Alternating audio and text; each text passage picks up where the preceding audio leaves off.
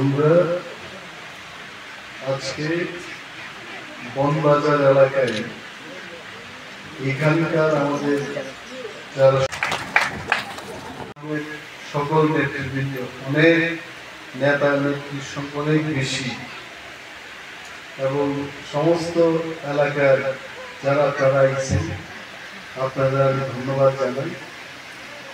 আমি হঠাৎ করে মনে করলাম যে জনগণের কাজ করি, ঠিক আছে, রাস্তা নাই, রাস্তার কথা বলি, পানীয় জলের কথা আসে আমার কাছে, আমি এটাও বলি।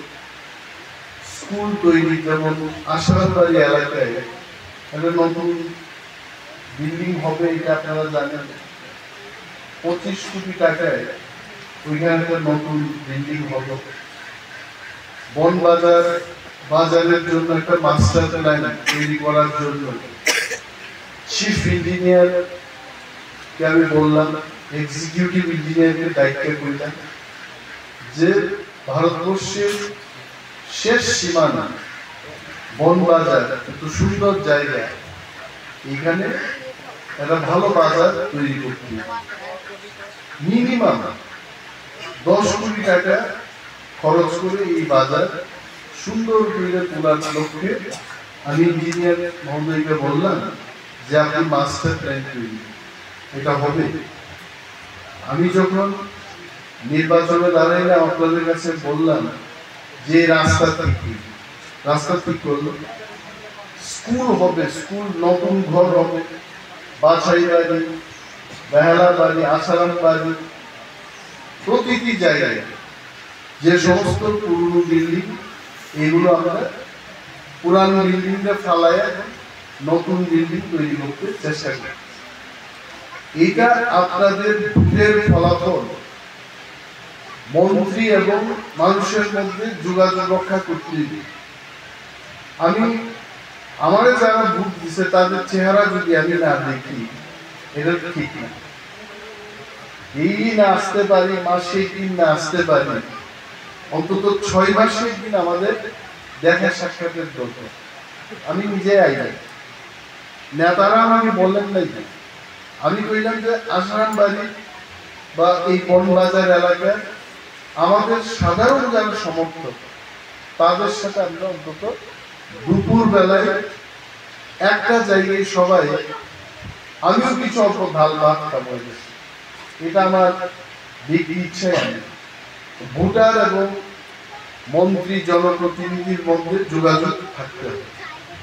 আমি এখানে মহিলাদের যখন দেখলাম, আমি জানি আপনারা বুঝতেছেন আমি যা কথা কইতেছি, আপনারা বুঝতে পারতেছেন তো না? এই মহিলাদের আগামী ডিসেম্বর 15 তারিখের আগে আরেকটা প্রোগ্রাম আমরা করব, যে সমস্ত এই মহিলাদের শাড়ি বিতরণের একটা প্রোগ্রাম আমরা করব।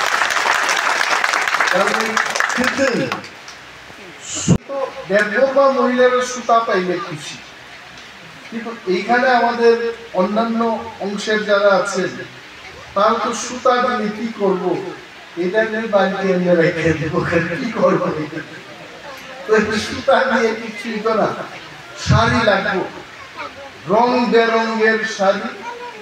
আমি এখানে আমাদের চেয়ারম্যান সাহেব 2 মিনিট কথা লিখিয়েছেন, কিন্তু চেয়ারম্যান যদি ডাকারি পিগারি স্কিম যদি দেয়, তখন মানুষের 1 ঘন্টা কথা বলবে,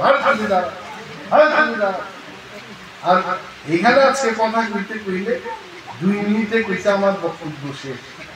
তোমার বক্তব্য তুমি শেষ করো, কিন্তু কাজ শেষ হইল না, আরো বেশি কাজ করতে। এবং এই চেয়ারম্যান এবং মেম্বার, এখানে আমাদের আরেক মহিলা নেত্রী আছেন, উনি এখানে বই, ওনার নাম কি শিল্পী, এটা আমি আমার মনে থাকে না, আমার ফোনের মধ্যে বনবাজার মহিলা লেখা, মানে বনবাজারের মধ্যে একটাই মহিলা, এই মহিলার নাম্বার বনবাজার মহিলা। উনি আমার সাথে যোগাযোগ রাখেন, আমি অনেক সময় এলাকার কথা জিজ্ঞেস করি, ওনার প্রবলেম, এলাকার প্রবলেম নিয়ে অনেক সময় সকালবেলায় 7টার সময় চান ফোন আইতেছে, এটা কার? চুপ খুলে দেখি বনবাজার মহিলা। অনেকদিন আমি উঠাই, অনেকদিন বলে আসবো, এখন আপাতত থাকো, 9টার পরে দেখা যাবে আমি ওনাদের কল করব। তো মানুষের জন্য আমার কাজ করার মন নাই, এটা ভাববেন। আপনারা যত আমার কাছে থাকবেন আমারও তত কাজ করার অনেকগুলো পয়েন্ট, অনেকগুলো কাজ আমিও দেখি। এই কারণে আমি কইতেছি, খিতনি দিলে মহিলারা সন্তুষ্ট হইতে, লিস্ট করো, কেউ যেন বাদ না যায়। কত মহিলা? 500, 1000, যাই হবে, মহিলাদের একসঙ্গে শুধু বনবাজার। আমরা এখানে উঠানের মধ্যে আমরা বনবাজার যে বাজার থেকে কীর্তন দিত, এইখানে সমস্ত মহিলারা নেয়। আমরা ডিসেম্বর মাসের 15 তারিখের আগে একটা শাড়ি বিতরণী প্রোগ্রাম আমরা করব এই মহিলাদের। এটা আমার একটা কথা। দ্বিতীয় কথা, এই এলাকায় কোন জায়গায় কোনো পানীয় জলের প্রবলেম আছে এটা কোয়া হোক। কোন গ্রাম থেকে কোন গ্রাম যাওয়ার রাস্তার প্রবলেম আছে এটা আমার কাছে দেওয়া হোক। এইটাই লোকাল নেতৃত্বদের। আমি জানি যে সবকিছু আমরা যে পাঠাই, আগরতলা থেকে সরকার যে আমরা পাঠাই, এরা সব জনগণের কাছে সুস্থভাবে যায়। কেন যায়? তার কারণ আছে। কইমু, এরা আসলে চেয়ারম্যান মেম্বাররা সঠিকভাবে দিতে, নেতারা কখনোই নিজের বাড়িতে প্রথম নিয়ে যায় না, এটা আমার অনুভব। আমি যেদিন চাকরি দিব আমার ঘরে আমি চাকরি নিয়ে যাবো, সবাই যখন পাইব, পাইছেন আপনারা সবাই, সবাই হ্যাঁ হইতে আরো 2টা চাকরি বাদ আছে, আরো কোটা 2টা টাকা আমি জনগণ, 2টার থেকে একটা আমি আমার পাইব। এইটা হচ্ছে নেতা। আর নেতা এটা আইতেই প্রথম করবো আমার ভাইরে দিতে হইব, আমার বউরে দিতে হইব, আমার মাসিরে দিতে হইব, আমার কাকার শেষ শেষ। এই নেতার যা তার থাকতো না, আর পার্টিটাও থাকতো। তখন আমাদের অপোজিশন পার্টি কইব পিপড়ামতা, এটা নেতারা আইলেই তার বাড়িতেই রাখে, আমরা কিছুই পাই না, কেন এই দল করব? তো যারা গ্রামের নেতৃত্বে আছে তাদের কাছে আমার অনুরোধ, যাই স্কিম আছে একটু পায়ে হাইটে দূর না, 1 নম্বর ওয়ার্ড থেকে 2 নম্বর ওয়ার্ডে যাও, 3 নম্বর ওয়ার্ডে যাও, খোঁজ খবর নাও। সরকার আমাদের, ব্লক আমাদের, দপ্তর আমাদের, এলাকা আমাদের, এটা তো আমাদের কাজ করতে। এখন তো সিপিএম আর কাজ করতে পারত না। সিপিএম এর যারা নেতারা আছেন তারাও তো চুপচাপ বই দিচ্ছে, কারণ তারা সরকার না, তারা পারবেন, কাজ আমাদের করতেই। এলাকার এই মেম্বার চেয়ারম্যানরা এরা যেন সঠিকভাবে কাজ করে। আমি আগামী 1-2 মাস বাদে একটা লেটার বক্স রাখবো এলাকায়, আপনারা আপনাদের কমপ্লেইন এটার মধ্যে ঢুকাই দেন। আমি প্রত্যেক মাসে এটা নিয়ে আগরতলায় নিয়ে গিয়ে আমি দেখব, কারণ অনেক তো আগরতলাইতে পারে না, কিন্তু প্রত্যেক বিসিতে এমএলএ একটা বক্স থাকবো, কমপ্লেইন বক্স, ডিমান্ড বক্স, এটার মধ্যে আপনারা ডিমান্ডটা ফেলাইবেন। অনেকে আমার কাছে আসতে পারে না, আমার মেম্বার চেয়ারম্যানরা আমার কাছে আপনাদের আসতেও দিত না, ওই স্যারের সঙ্গে তোমাদের কথা, আমরা তো এখানে আছি। তো এলাকার মানুষের খবর আমরা যদি না জানি, মন্ত্রীও কিন্তু এলাকার উন্নয়নে ঠিক মতো কাজ করতে পারে। এই কারণে আমি ভাবলাম যে এত মহিলা বনবাজার আমি কিন্তু কল্পনা করছি। আগে আমি ভাবতাম বনবাজারে 1-2 জন মহিলাই আছে, আর এত মহিলার সংখ্যা, আর স্বামীরা তো নিয়ে হিসাবে অনেকে কইছে, তুমি যাও মিটিং এর মধ্যে, বাইক বয়া ঘরের যারা পুরুষ মানুষ হইতে ডাল ভাত খেয়ে ঘুমাই দিতে পারি, আর মহিলাদের মিটিং এর মধ্যে পাঠাইছে, তুমি যাও। তা আমি মনে করি আজকে যারা পুরুষেরা হাসাহাসি করতেছে তারাও নিজের বউকে বাইক রেখেছে, তোমার যেতে আমি যেতেছি। তার মানে এখানে যা লোক আছে এটা ডাবল লোক আজকে এই মিটিং আইতে। তো বনবাজার কেন উন্নয়ন হবে না? বনবাজার অবশ্যই আমাদের, এখানে আমি চেষ্টা করবো, ফরেস্ট দপ্তরকে বলবো এখানে বাংলাদেশ ভিউ রিসর্ট করা যায়। এখানে জল আছে না, জলের লেক আছে, এই লেকের চারপাশে কয়েকদিন আগে আমাদের জোনাল চেয়ারম্যান বিশু দেববর্মা আমাকে কইল যে বনবাজারে বাংলাদেশ অর্থাৎ ইন্ডিয়াতে থাকা বাংলাদেশ একটু দেখাইবার মধ্যে দূরবীন বা এই সমস্ত হাই লেভেল ক্যামেরা দিয়ে বাংলাদেশের বিভিন্ন জায়গায় দেখা এটাই মানুষ পাগল হয়ে তো বনবাজার যাইনি কেড়ে তো বাংলাদেশ দেখলাম বাংলাদেশ এখানে হোটেল হবে কটেজ হবে এখানে অনেক গুণিক এরা ভাত রান্না করে দিব ডালের বড়া করে দিব সকালবেলায় চা কফি বিক্রি করবো এটাও তো একটা রোজগার আমরা যে বর্ডারে আছি গরু সুরে ফিটলেই হইতো না বর্ডারে থাইকা বর্ডারের সুযোগ সুবিধা নিতে দিব আমি অনেক মানুষের বলতে শুনি আগরতলায় বাংলাদেশটা যেন একটু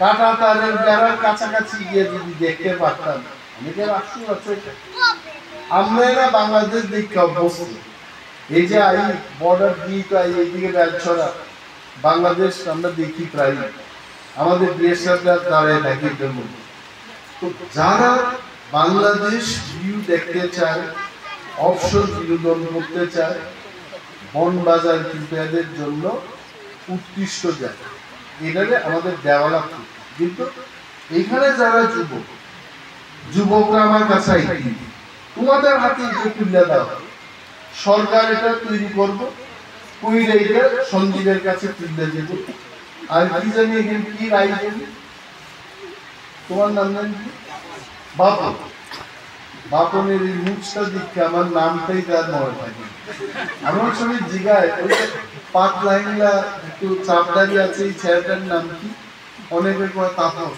আরে তো তাপস না এরপরে আমার ফেতালি শুনে ফিরবো কই নাইটে দীপক কই দীপক এর নাম তো বাপন তো এই বাপনের মতো যারা যুবক এদের হাতে এরকম রিসর্ট তৈরি করে আমাদের তুলে দেবে এই উদ্যোগ আমাদের দেখিব শুধু আমরা পলিটিক্যাল প্রোগ্রাম করলাম না ভোটের কথা কইলাম নির্বাচনের কথা কইলাম স্লোগান দিলাম এটা তো হয় আমাদের কাজ করতে এবং মহিলারা কি চায় আমি মহিলাদের জন্য একটা জিনিস কইতে ধরেন এক কোথাও হঠাৎ করে পারবেন জানুয়ারি মাসের দিকে একটা সংস্থা আছে এখানে মেহেলা এই মেহেলা সংস্থাকে আমি বললাম যে আমার আসারাম বাড়ি কেন্দ্রে এই শাড়ি টাড়ি বোনার জন্য এরা কাজ করে এরা এখানে একটা ছোটখাটো একটা ইউনিট খুলুক যাতে করে